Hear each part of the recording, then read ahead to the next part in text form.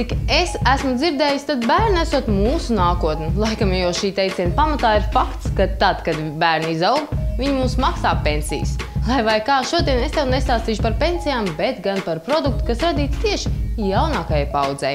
Dizaineris Šons Melburns radījis patiešām glītu produktu, kuram devis nosaukumu Baby Pod Cot. Pirmkārt, jaunā bērna gultiņa ir stilīga un tā pieejama vairākās krāsās – oranžā, rozā, dzeltenā, zaļā un zilā. Tā teikt, lai būtu iespējams pieskaņot jebkuras krāsas bērnistabai.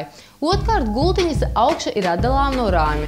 Ražotāji ir arī padomājuši par to, lai tā būtu ērta arī vecākiem. Tādēļ tā ir ērta roktura, kas nodara, kad rodās nepieciešamība to pārvietot ar visu bērnu tajā. Nu ko, ļoti iespējams ir vērts pirkt sīkajam uberšiku gultiņu. Kad izaugs liels, varbūt netaisīs ragaviņas, lai vecākus vestu uz mežu. Labi, joks pie malas. Labāk nopirkt nevis šiku gultu sīkajam, no kuras tas tāpat izaugs, bet kādu superīgu gadžetu sev.